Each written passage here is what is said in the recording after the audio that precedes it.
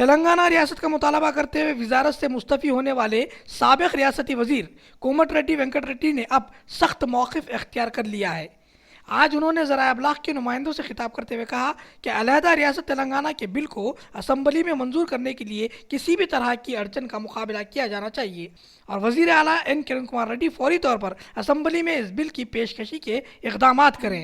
उन्होंने मज़ीद कहा कि इस सिलसिले में TRS और दीगर मुवाफ़िक़ तेलंगाना पार्टियों से भी नुमाइंदगी करते हुए तेलंगाना के क़याम को यकीनी बनाने की ख्वाहिश की जाएगी। आंध्र प्रदेश पुनर्विभजन बिल्लु 2013 సంబంధించి ఇప్పుడే చీఫ్ సెక్రటరీ గారికి అందింది।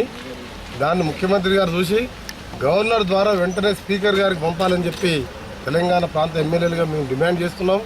ఎందుకంటే దీన్ని ముఖ్యమంత్రి గారు కోల్డ్ స్టోరేజ్లో పెట్టే ఆలోచనలో ఉన్నారని చెప్పి మాకు ఇప్పటికే సమాచారం అందింది।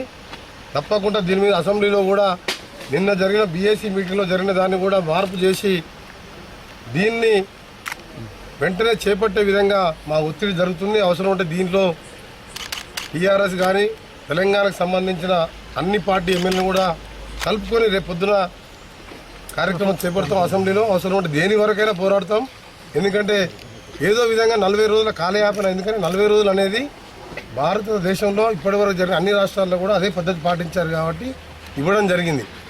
కానీ ఇప్పటికే ముఖ్యమంత్రి గారు గత 5 మాసాలుగా ఈ ప్రకటన వచ్చిన తర్వాత కేంద్ర ప్రభుత్వ నిర్ణయానికి కాంగ్రెస్ పార్టీ నిర్ణయానికి వ్యతిరేకంగా మాట్లాడుతూ మాటల వరకు ప్రభుత్వానికి వ్యతిరేకంగా మాట్లాడుతున్నాడు। చీకటి దందాలు మాత్రం కొనసాగిస్తున్నాడు। ఇవన్నీ కూడా రేపు అసెంబ్లీలో బయట పెడతాం।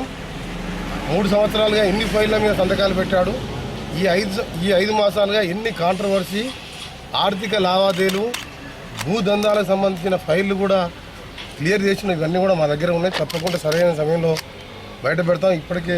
ఇప్పుడే దిగ్విజయ్ సింగ్ గారితో మా తెలంగాణ ఎమ్మెల్యేలు కొందరు మేము కలిసి చెప్పడం జరిగింది। మళ్ళీ సాయంత్రం వారితో మళ్ళీ కలుస్తున్నాం లెక్కి గెస్ట్ హౌస్లో। ఏది ఏమైనా సరే రేపు BAC మీటింగ్ పెట్టి రేపో ఎల్లుండో చర్చ ప్రారంభించకపోతే తప్పకుండా అసెంబ్లీలో జరగబోయేది మీరే స్వయంగా చూస్తారు। ఎటువంటి దానికైనా సిద్ధమే।